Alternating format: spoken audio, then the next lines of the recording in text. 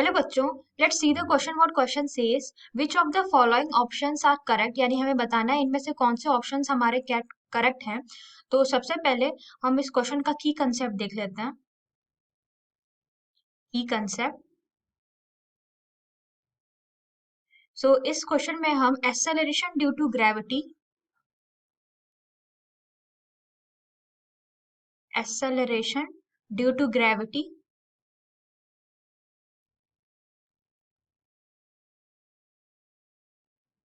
Eight different places देखेंगे, at different height और different places हम देखेंगे।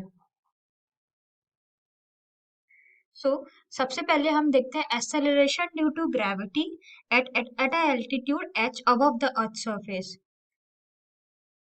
सो acceleration due to gravity at a altitude h above the earth surface होगा हमारा g r e square by r e plus h का whole square. यहाँ पे r हमारा रेडियस ऑफ अर्थ है और जो h है वो क्या है, हमारा एल्टीट्यूड। सो इसमें हम देख सकते हैं जो हमारा एक्सेलरेशन ड्यू टू ग्रेविटी है वो डिक्रीज कर रहा है विथ इंक्रीज ऑफ एल्टीट्यूड।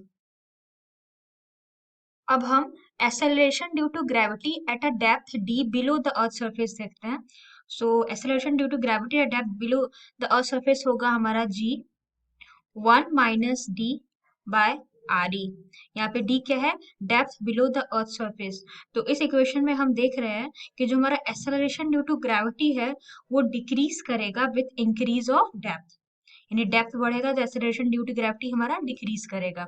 सो ये था हमारा above the earth surface, above the earth surface, और ये हमारा बिलो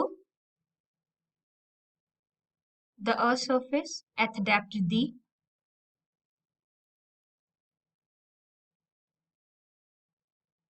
उसके बाद हम थर्ड देखते हैं acceleration due to gravity due to at an altitude. अब हम थर्ड देखते हैं acceleration due to gravity at altitude lambda. So acceleration due to gravity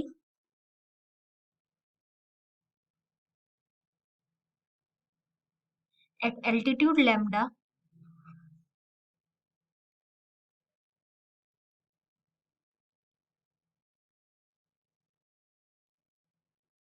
ये होगा हमारा g lambda is equals to g minus r omega square cos square lambda. तो इसमें जो हमारा ओमेगा है वो angular speed of rotation of earth है। सो इसमें हम देख सकते हैं जो हमारा एक्सेलरेशन ड्यू टू ग्रेविटी है वो इंक्रीज कर रहा है with increasing latitude altitude, right. ऐसे ही अब हम चौथा देख लेते हैं। सो हमारा फोर्थ वन है acceleration due to gravity of body of mass m is placed on the earth surface। अगर कोई बॉडी हमारा जिसका मास m है उसको हम अर्थ के सरफेस पे रख रहे हैं तो उसमें हमारा acceleration ड्यू टू ग्रेविटी क्या होगा, g is equals to G M by R E square. तो इसमें हम देख सकते हैं जो हमारा एक्सेलरेशन ड्यू टू ग्रेविटी है वो independent of mass of body है, बट डिपेंड कर रहा है किस पे, मास ऑफ अर्थ पे। ये m क्या है, हमारा मास ऑफ अर्थ है, राइट। अब हम सभी ऑप्शन चेक कर लेते हैं। ऑप्शन फर्स्ट है हमारा acceleration due to gravity decreases with increasing altitude.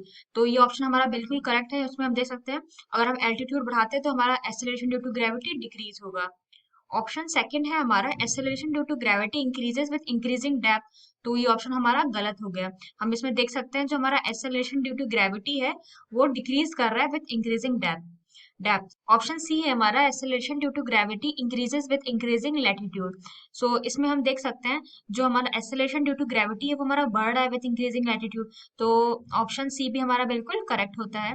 Option D है हमारा acceleration due to gravity is independent of the mass of the earth. तो ये ऑप्शन हमारा गलत है। हमने देखा एक्सेलरेशन ड्यू टू ग्रेविटी हमारा डायरेक्टली प्रोपोर्शनल है मास ऑफ अर्थ के।